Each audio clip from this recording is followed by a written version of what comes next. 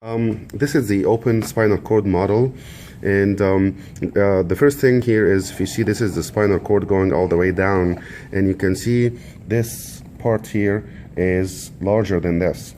This is called the cervical enlargement, and if you follow down all the way, you see this part is also wider than the rest of, like, if you compare it to this part. This will be called the lumbar enlargement. So cervical enlargement and lumbar enlargement. At the end of the spinal cord, you see this cone-shaped end, looks like a cone, this part here, and this is called the conus medullaris. Conus means cone-shaped, medullaris the spinal cord, the cone-shaped end of the spinal cord. If you follow down with this, this is the dura, a part of the dura that will continue from the tip of the conus medullaris, which is the last part of the spinal cord, and it will go down as a film that goes. This is just the central part here, just this part here, and this is called the phylum terminal. And the phylum terminal, it's a film, a thread, a fibrous thread or fibrous film that at the terminal part of the spinal cord, and that's where the reason they call it phylum terminal. And actually, if you follow the phylum terminal all the way, you will see it going all the way to the coccyx.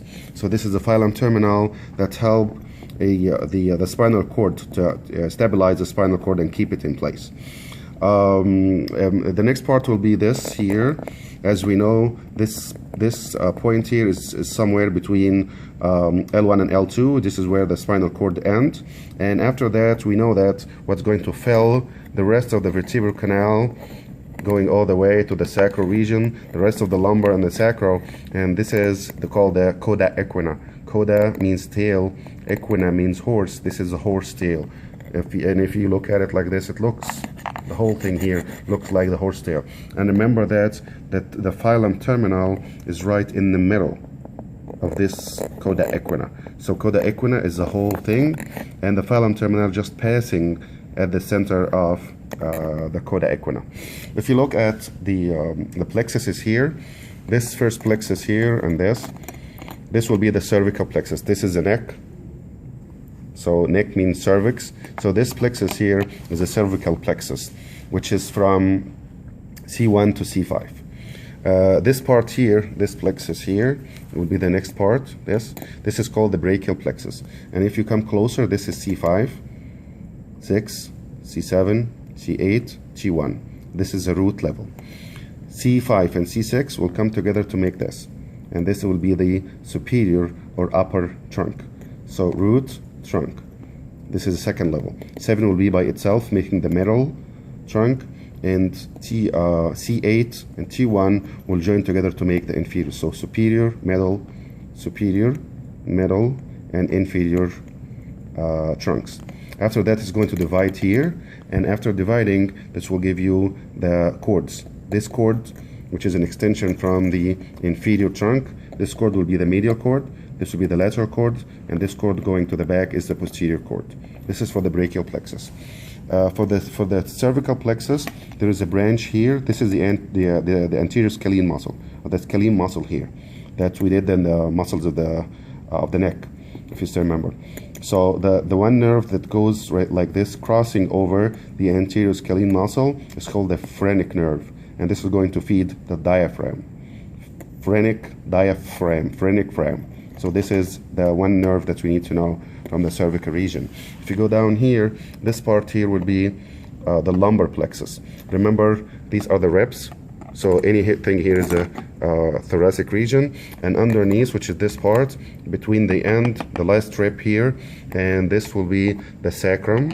So this part here is the lumbar region, and you see the nerves are going and branching and combining and branching. This is called the lumbar plexus. And out of the lumbar plexus, you have one major nerve here. This is a femoral nerve, and it's laying on this muscle. This is the iliac bone, this is the iliacus muscle, and this nerve, the largest branch, laying on the iliacus, will be the femoral nerve. And this is the branch that we need to know about the lumbar region. The last part here, this is the sacrum, obviously. the sacrum here. And the sacrum, you see these nerves coming and intermingling and joining and branching. This is the sacral plexus. This nerve here, the largest nerve that's coming from the sacral plexus, is called the sciatic nerve. And this will be the pudendal nerve. But the sciatic nerve is important, and the sciatic nerve is the largest of the plexus. So remember, the plexus is around here. And don't confuse this with the plexus. This is a sciatic nerve. This is a final branch. But the plexus is over here. Same here. This is a femoral nerve. Don't say this is a plexus. It's a nerve only. The plexus is up here, which is a lumbar plexus. The other thing also that we need to know is, if you look here, this will be the anterior median fissure. Remember the PSAF, P-S-A-F, P-S-A-F. P, posterior sulcus, and anterior fissure. This is the anterior fissure. The other thing is here, if you look here, you see this pink, yellow, pink, yellow, pink, yellow. This is a chain that's called a sympathetic chain. The pink is the ganglia. Sympathetic chain.